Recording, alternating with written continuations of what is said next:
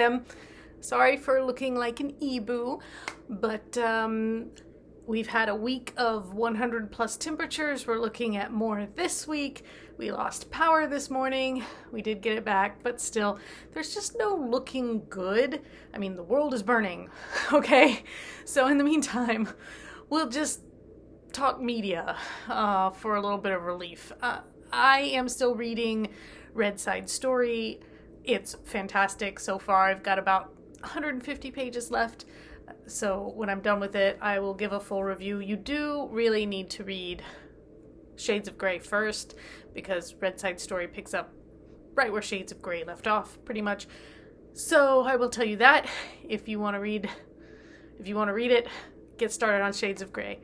But in the meantime, I thought we'd talk about things I've been watching. Not a whole lot. We did finally watch Hacks Season 3. I do love Hacks. I think it deserves every award it wins. I was concerned that come Season 3, the stuff would feel old, that the character development would have plateaued or something. And the relationship between Ava and Deborah continues to kind of be, you know, at moments toxic, but at moments endearing.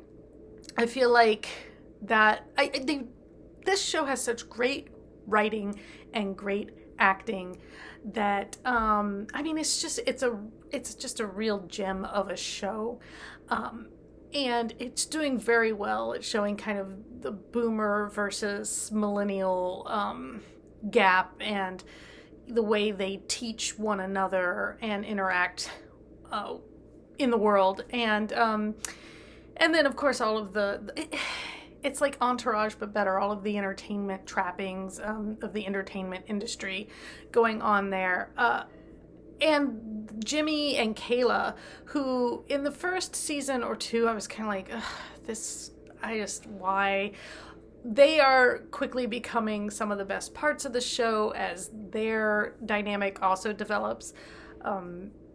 As you know, they attempt to sign new talent and continue to promote Deborah and Ava. And so, yeah, it's just, I can highly recommend Hacks as a show, and season 3 is, I think, as good as the previous seasons. I was worried at the end there. I'm not going to give any spoilers, but I was worried at the end that we were going to end season 3 kind of the same way we'd ended season 2. I was like, oh, are we just going back to that? But there's a delightful little, thumb screw in there in the last couple of minutes that changes the dynamic and sets up season 4 beautifully. There's a couple of things that set up season 4 and make me excited for more of Hacks in the future. I do think, I do worry that it will wear out its welcome if they try to push it much further than another season, maybe 2 at the outside. But in the meantime, I think season 4 is teed up very nicely. And then we did watch Flora and Son. So this is a John Carney movie. I never watched once. I think I tried to watch it and I was either not in the right headspace or something, because I didn't get very far into it, turned it off. And I know that it was like a big deal as a stage play, I think. But the first one I saw by him was Begin Again. And I love that movie. And I love the music of that movie. I have all the songs on my Spotify. And then we saw Sing Street. And I love that too. I don't have all of the songs on my Spotify, but I do have a few from Sing Street. And then I think I went back and tried to watch once, realizing that it was... And the tone of that is somewhat different. And I feel like Flora and Son is probably a lot more like Once than it is like Sing Street or Begin Again. I didn't dislike it. I felt like it was slow to get moving. I didn't love the characters. I felt like the relationship, so to speak, between Flora and Jeff was not as explored as it could be. I know that wasn't the point, and the point of the movie was, again, Flora and Son, and kind of how they're managing their lives, I guess.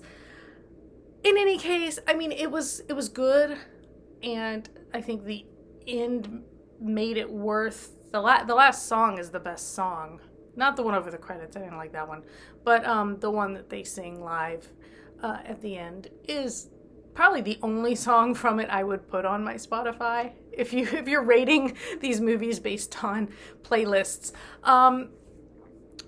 But yeah, and I just, it felt a little bit in places half-baked for me, but John Carney, his movies do kind of tend to end ambiguously, open-endedly, like it's the idea that this is just a part of life and life goes on and there's so much more to it than this little moment, but these moments matter. I don't know if I'm describing it very well. You either know these movies or you don't, I guess. I remember people saying Flora and Son was fantastic, and I went in maybe with my expectations a little too high. I liked it. I didn't love it. It's not something I think I'd sit down and watch again, whereas Sing Street and Begin Again, I feel like I could watch those pretty much any time. But I hear he's got another one, like in pre-production maybe? Power Ballad? Maybe? And it sounds like that one's going to be a lot of fun. Paul Rudd, I think, is supposed to be in it, which I think will be fun. So there's that to look forward to when it's done. And yeah. And then we just started watching Ripley. Okay, so I'm only 3 episodes in. There are 8 episodes. I can just tell you right now. Number 1. Okay, first of all, I do love Andrew Scott. Look, see my Andrew Scott? Yeah. Okay, so this is a James Bond thing, but anyway, he's doing a great job with his American accent, because I know there are a lot of British, Irish, English actors who their version of an American accent is to kind of drop their voice really low and make it gravelly. I don't know. But he's not doing that, so that's good. But he, his American accent is pretty decent, I'd say. He is doing that kind of flat thing, but I think everybody does that to do an American accent, because compared to most other languages, American is kind of flat. We're not as sing-song as a lot of other languages. Anyway, the show is, okay, let me just say, in 1999, one of the first dates my then boyfriend, now husband, went on was to see The Talented Mr. Ripley. I love that movie. And it made me read the books, and I love the books. I've got like this really nice, set of the vintage crime paperbacks, right? Like, I love these books. I love the 1999 movie, so maybe it was just never going to be that a TV serialization was going to work for me. Like, it was just not, maybe the bar's too high, personally.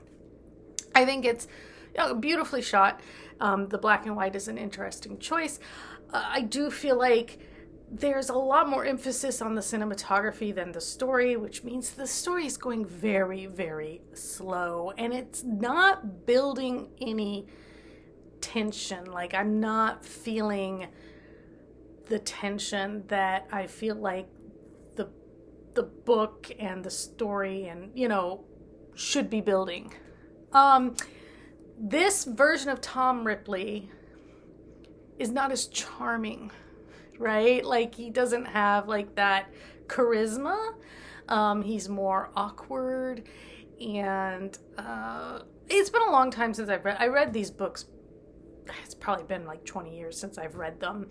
I do want to pick up and reread them, but I do remember Tom Ripley was not always perfectly charming, and he was a little bit of a fumbler, and he gets, more polished at his con games as he goes.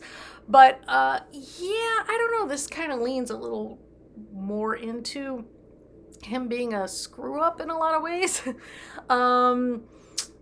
And I don't love it because it just feels slow, and and a little painful.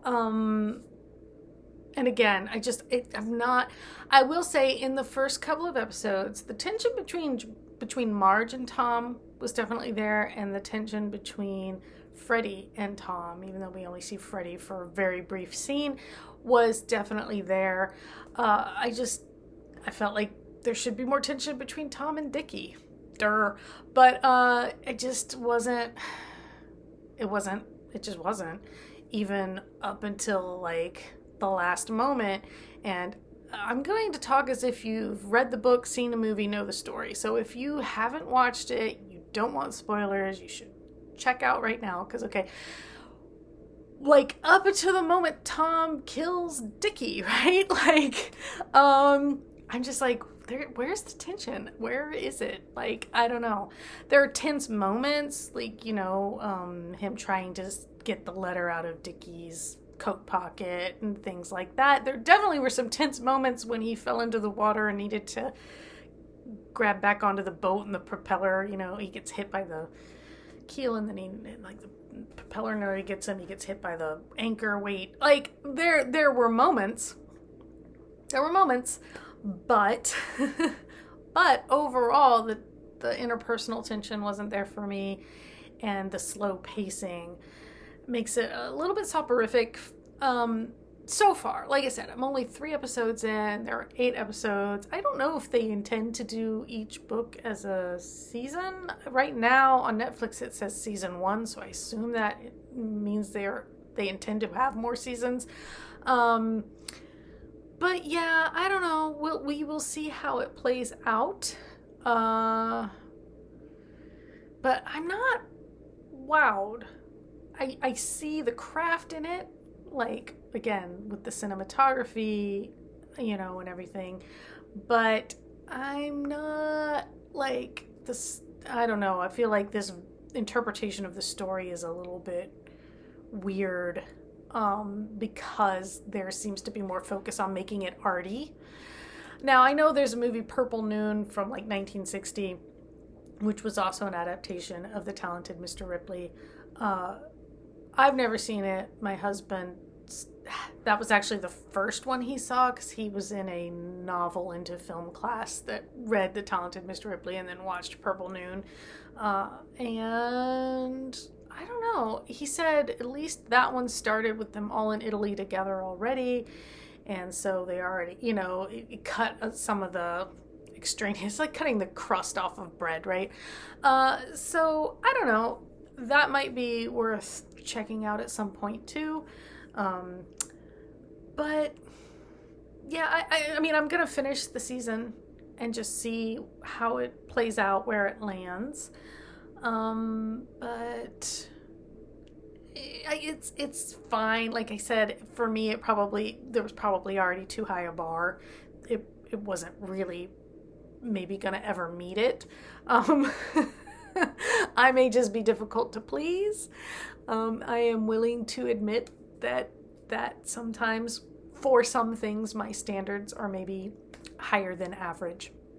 And in this case, that might have been true as well. So if you've watched Ripley, if you watched Hacks, if you've watched Flora and Son, or any of those other movies, let me know your thoughts in the comments. Or if you have suggestions, let me know that as well. And I will be back with a Red Side Story review at some point. And then I'll figure out what I'm reading after that. I don't know, maybe I'll start rereading some of these. Although I've got such a stack of stuff that's new, maybe I don't need to do any rereading just now. Although these feel like a good summer into fall kind of reading, don't they? The Ripley books, if you've read them, maybe. There was one with John Malkovich. Was that did they do the second one? Ripley's Game? Was that the John Malkovich one where, Ripley's older, right? Am I remembering that right? Let me know in the comments if you happen to know. But anyway, that's it for now. I will talk to you next time. And until then, take care, stay cool.